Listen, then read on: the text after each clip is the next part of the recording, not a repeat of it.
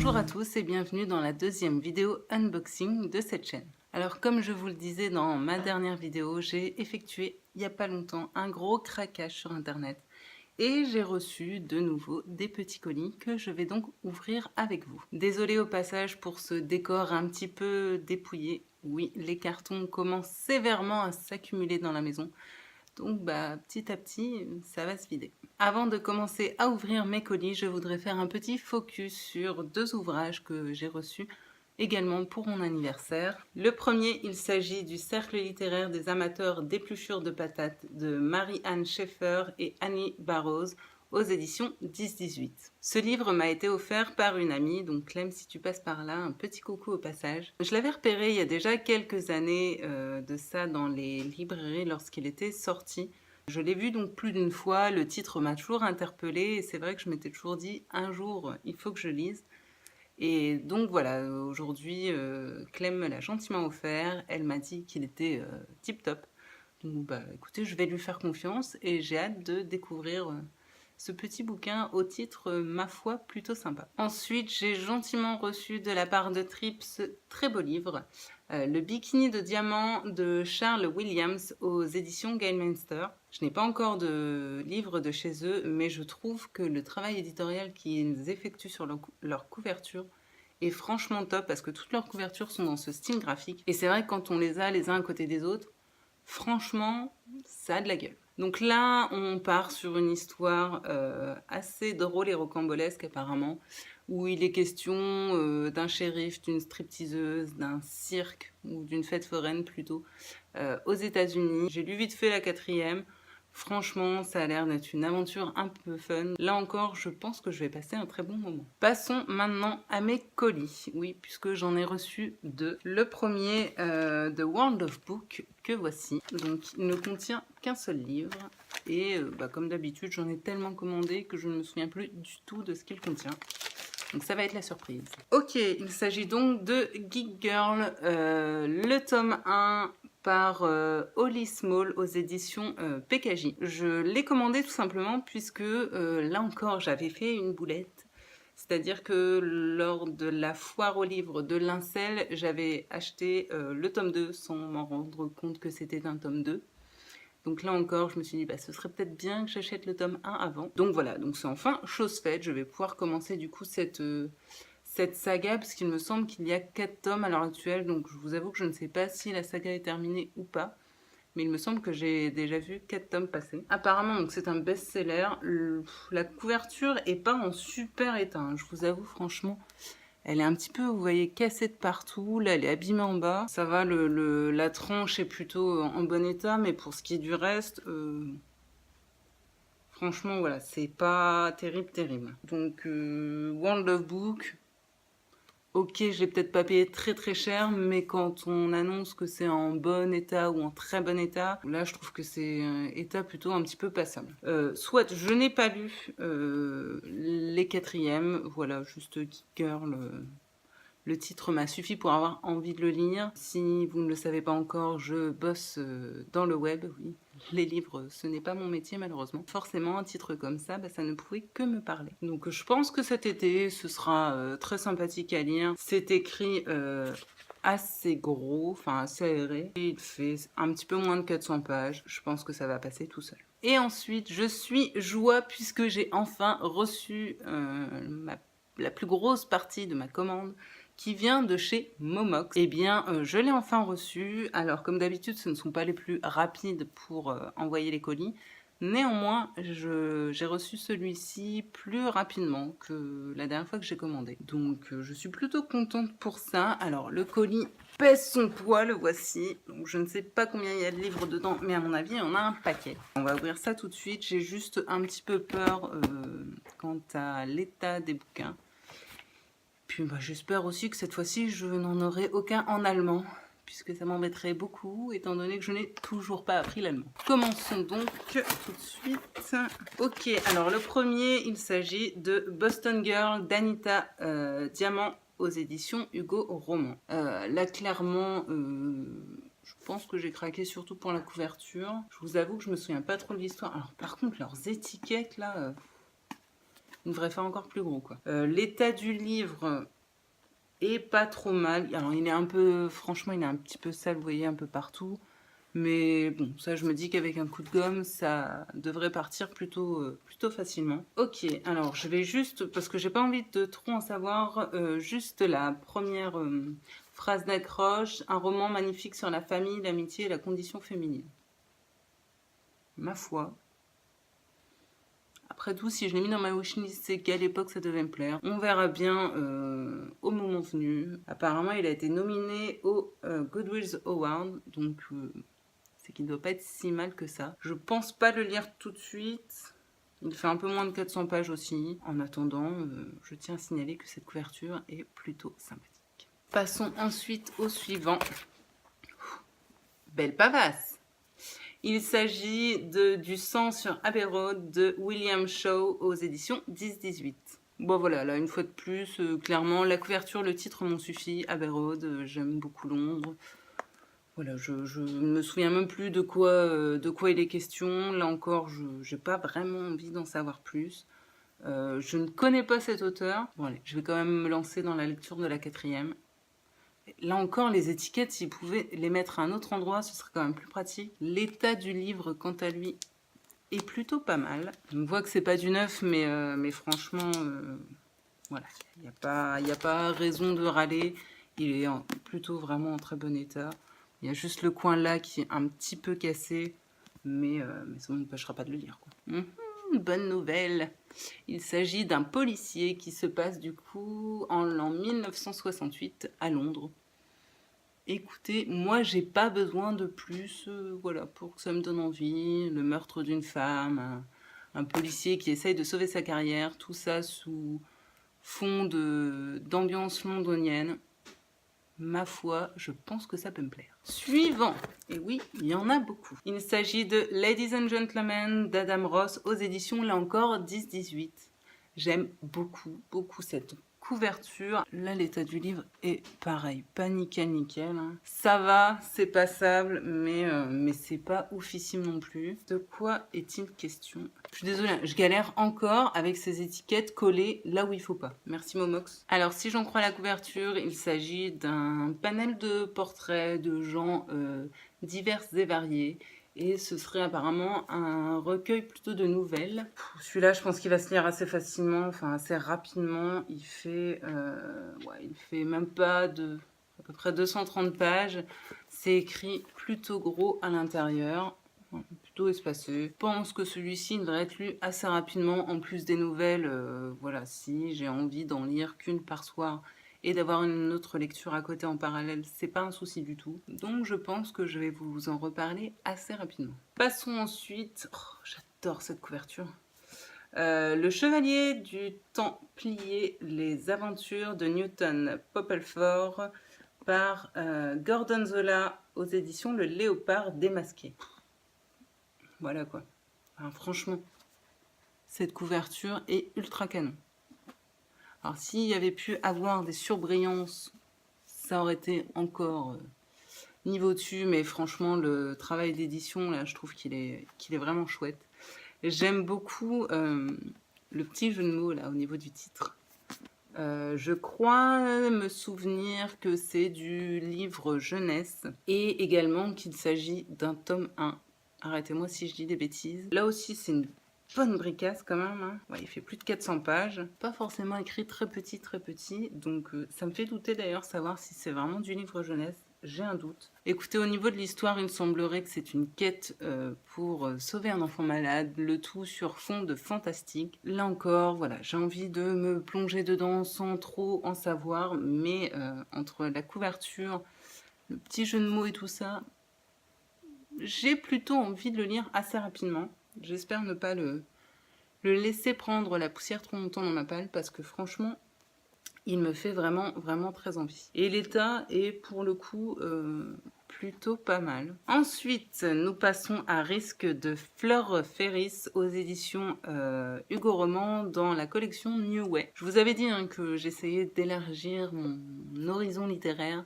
Là, une fois de plus, si je me souviens bien, c'est du coup une romance. Là encore, j'espère vraiment ne pas tomber sur des fautes d'orthographe toutes les 3 pages. J'en peux plus de ces étiquettes, je n'en peux plus. L'état du livre, ça va. Franchement, pour le coup, celui-ci est pas trop mal. C'est écrit assez aéré, il nous fait ses petits 300 pages, ça va aller. Surtout si c'est de la romance. Je me suis trompée, c'est pas vraiment du tout de la romance. C'est une histoire à la base d'amitié entre 2 filles. En gros, il y en a une qui va rencontrer un garçon sur internet et le jour d'après, il semblerait qu'elle disparaît. Et du coup, son ami va devoir prévenir la police et se retrouver embrigadé dans une histoire voilà, d'enquête, de témoignages, etc. Écoutez, c'est un livre policier chez Hugo Roman, je crois que je n'en ai encore jamais lu. Pourquoi pas à tester. Alors attention parce que je suis assez pointilleuse sur tout ce qui est policier et thriller, donc je sais vraiment pas du tout quoi attendre. Je pense que voilà, ça va rester du policier assez léger, mais je peux me tromper. J'ai plutôt hâte de m'y plonger, je pense qu'il va se lire très vite. Ensuite... Ah, trop bien. Il s'agit de Blueburn de Tristan Kugel aux éditions Didier Jeunesse. Alors, je vous avais parlé il y a peu de temps du complot du trident de ce même auteur dans cette même maison d'édition qui est juste là, pour lequel j'avais eu franchement un joli coup de cœur. Donc, ça m'a donné envie de découvrir d'autres livres de cet auteur, c'est donc Chose faite. Je crois que celui-ci c'est un de ses premiers romans, voire son premier roman, qui a apparemment reçu de très bonnes critiques. Donc entre ça et le fait que j'ai déjà plutôt bien aimé la plume de l'auteur, je pense que je vais passer un très bon moment. Et en plus de ça, pour ne rien gâcher, le sujet de ce bouquin a l'air génialissime. Il s'agit d'une histoire d'amour entre une jeune fille, Minnie, qui est fille d'un musicien qui chante du blues sur les bords du Mississippi, qui va tomber amoureuse de d'Elwyn, fils d'un Irlandais et surtout contremaître d'une très grande plantation. Il va donc être question de ségrégation aux États-Unis dans les années 1940. Un thème que j'ai déjà eu l'occasion de lire un petit peu voilà, dans certains bouquins et qui me plaît plutôt en général. Donc ça, plus la plume de cet auteur que je commence à franchement apprécier, je pense que ça va être chouette. L'état du livre est pour le coup plutôt correct. Il fait ses 300 pages. Ouais, 300 pages. Je pense que comme le complot du trident, à mon avis, je vais le lire très rapidement. C'est vraiment le genre de lecture assez fluide, assez facile. Donc j'ai hâte. Je n'en viens pas à bout de ce carton. Ensuite, nous allons donc passer... là encore, couverture magnifique. Il s'agit de la pâtisserie Bliss de Catherine Littlewood aux éditions PKJ. Là, j'en suis certaine. C'est un tome 1. Il y a, je ne sais plus, 3 ou 4 tomes. 3 tomes, il me semble que c'est une trilogie, mais là encore, je peux dire des bêtises. J'en ai entendu de très bonnes critiques, entre autres sur la chaîne de Piketty Bookin. Donc voilà, c'est du jeunesse, il est question de pâtisserie, la couverture est formidable. Voilà, et apparemment l'histoire est canon, il m'en fallait pas plus pour le commander. Donc encore, j'ai franchement hâte de m'y plonger. Par contre, je trouve que ça se prête pas forcément trop à la saison. Donc, c'est pas impossible que je me le garde plutôt pour les alentours de octobre-novembre. À cette période-là, ça m'irait plutôt bien. Ensuite, alors là aussi, c'est une saga en 3 ou 4 tomes, je ne sais plus, 4 je crois. Il s'agit de Sublutetia, la révolte de Hutan, d'Éric Sénabre, excusez-moi, également aux éditions Didier Jeunesse. J'aime beaucoup, beaucoup, beaucoup cette couverture. D'ailleurs, toutes les couvertures de cette saga sont dans ce style et sont vraiment hyper canon. Petite saga jeunesse. Alors, c'est vraiment pas ce que j'ai l'habitude de lire. Une fois de plus, j'ai envie de lire un petit peu autre chose que ce que j'ai l'habitude de lire. Donc, celui-ci pourrait clairement faire l'affaire pour m'ouvrir à d'autres genres littéraires. En plus de ça, en ce moment, j'ai plutôt de la chance avec le jeunesse. Il faut avouer que les derniers jeunesse et young adultes que j'ai lus été de très bonnes surprises, donc j'espère que ça continuera sur cette lancée. C'est apparemment une histoire d'aventure de deux jeunes enfants qui se retrouvent perdus dans le métro et qui vont découvrir un monde souterrain inconnu. Je pense qu'il va être histoire de choses un petit peu fantastiques, voilà, d'aventures, d'épopées dans un monde nouveau. Une fois de plus, je suis plutôt curieuse de découvrir ça, de découvrir aussi la plume de cet auteur que je ne connais pas du tout. Donc j'espère assez rapidement. Je fais au plus vite, mais je vous ai dit que cette commande était énorme. Ensuite, passons à vous parler de ça, de Laurie Halse Anderson aux éditions La Belle Colère. Je ne sais pas si vous savez, mais cette maison d'édition en a sorti plusieurs des romans dans ce style-là. Et franchement, je trouve ces couvertures ultra canon. Alors par contre, je ne m'attendais pas du tout à ce que la couverture soit... je ne sais pas si vous allez voir cette matière un petit peu genre papier recyclé cartonné. C'est vraiment une matière qu'on n'a pas l'habitude d'avoir au niveau des couvertures et c'est assez déroutant. Mais le rendu visuel est plutôt pas mal, je dois avouer. Là encore, le livre est plutôt en bon état, donc c'est un bon point pour Momox. Pour l'instant, dans l'ensemble, je dois avouer que c'est pas trop mal. Au niveau de l'histoire, la 4e est un poil vague, mais il semblerait qu'il soit question d'une jeune fille qui n'arrive plus à s'exprimer, de rejet scolaire, un thème qui est assez souvent abordé, en tout cas dans les livres qui sortent en ce moment, je trouve. J'en ai déjà lu traitant de ce thème, mais pourquoi pas, ça peut être un nouveau point de vue. Et alors, il fait moins de 300 pages et il est écrit franchement aéré. Donc je pense que je vais le lire assez rapidement puisque voilà, ça, à mon avis, ça va se bouffer très vite. Ensuite, un petit format poche, Je veux vivre de Jenny Downham, aux éditions Pocket Jeunesse. Alors celui-là, c'est pareil, ça faisait très longtemps que je l'avais mis dans ma wishlist. Pour quelle raison? Je ne sais plus. Mais il y a dû en avoir une à la base. J'ai pas envie de relire la 4e. Tout ce que voilà, je vais pouvoir vous dire, c'est que sur la couverture, c'est écrit « Elle a 16 ans, elle va tout faire pour réaliser son rêve avant de mourir ». C'est donc, je pense, un petit récit jeunesse, voire young adulte, qui va traiter, je pense, de rêve, d'espoir et également de suicide, de mal-être, j'imagine également. Là encore, c'est un sujet qui est traité assez régulièrement, plus ou moins bien. Donc j'espère que celui-ci va être réussi. Je vous dirai quoi une fois que je l'aurai lu. Il fait quand même, c'est plus de 350 pages. Écrit pas forcément très gros. Du coup, je suis pas certaine de le lire très très rapidement, je vous avoue. C'est pas forcément dans ceux que j'ai pu recevoir voilà, le thème, on va dire, qui en ce moment m'attire le plus. Pourquoi pas le garder, tiens, en septembre? À la période de rentrée des classes, ça peut être pas mal. Je ne suis pas à l'abri de changer d'avis et de le lire peut-être dans 2 semaines. De le savoir maintenant. C'est bientôt la fin, les amis. Nous passons maintenant au Silence de Mélodie de Sharon M. Draper aux éditions Michel Lafon. Alors, j'aime plutôt bien cette couverture, mais le problème, je viens de me rendre compte, c'est que lorsque j'ai passé ma commande, c'était pas du tout cette couverture que j'ai choisie, que je souhaitais. C'est pas la première fois que ça arrive malheureusement avec les commandes Momox. Je commande des livres en choisissant telle couverture et finalement j'en ai une autre. En soi, vous allez me dire, ça change rien au récit, mais parfois si je demande telle ou telle couverture, c'est bien parce qu'il y a une raison précise. Donc pour le coup, je suis un peu déçue, quoi. Après, l'état du livre en lui-même, bon, on voit qu'il a été, voilà, qu'il n'est pas neuf, mais il est plutôt en bon état. Mais voilà, du coup, déception quand même au niveau de cette couverture. Et il s'agit d'un roman jeunesse qui parle d'une petite fille, du coup Mélodie forcément, qui a 11 ans et qui n'a jamais parlé de sa vie. On verra bien. En soi, ce synopsis m'attire plutôt. J'espère avoir une bonne surprise. Par contre, la mauvaise surprise, c'est que je viens de voir que je pense que c'est dans les stocks de Momox. Voilà.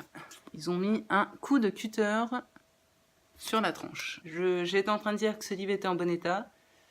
Bah, du coup, je retire un petit peu ce que j'ai dit. Voilà, surtout pour un coup de cutter, les mecs, vous aurez pu faire gaffe, quoi. Et voilà, le dernier livre de cet unboxing est arrivé et il s'agit de Faux semblants de Barry Wood et de Jack Gisland aux éditions Kalman Levy. Là encore un grand format. Alors oui, pour une fois, j'ai commandé pas mal de grands formats. J'aime énormément, là encore, cette couverture. Je suis plutôt contente de l'état du livre. Je disais donc c'est chez Kelman Levy et apparemment c'est dans leur collection Interstices. Au niveau du synopsis, il me semble que c'est un thriller. N'importe quoi, c'est pas du tout un thriller, enfin, quoique, ça peut. Je vous explique, c'est l'histoire apparemment de deux frères jumeaux qui ont toujours tout fait ensemble, qui ont été élevés vraiment de la même façon, sauf qu'il se trouve que l'un des deux frères trouve qu'ils sont un peu trop proches et qu'il a envie de s'émanciper. Chose qui va apparemment être un petit peu compliquée. Voilà, c'est assez vague, mais je vois bien ça effectivement tourner dans le côté un peu thriller psychologie. Avoir cette couverture et ce synopsis, je pense que ça peut clairement être ma cam. Voilà, c'est donc terminé pour ce gros unboxing. Oui, faut le reconnaître. N'hésitez donc pas à me laisser votre avis sur ces livres si vous les avez déjà lus. Et puis à me dire aussi si certains d'entre eux vous tentent également. J'espère vous avoir donné peut-être des idées d'achat. Vous pouvez également me laisser un commentaire pour me dire sur quoi vous avez craqué vous aussi ces dernières semaines, puisque avec l'été qui arrive, les vacances et compagnie, je ne doute pas que la plupart d'entre vous ont effectué des petits craquages dernièrement. Donc voilà, n'hésitez pas à me dire les nouveaux livres qui ont rejoint vos pales, puisque je me sentirais peut-être un petit peu moins coupable comme ça. J'espère donc que vous faites en ce moment de très jolies lectures. Moi, de mon côté, je vous souhaite paix, amour et littérature dans vos cœurs et je vous retrouve très bientôt pour une nouvelle vidéo. Bye!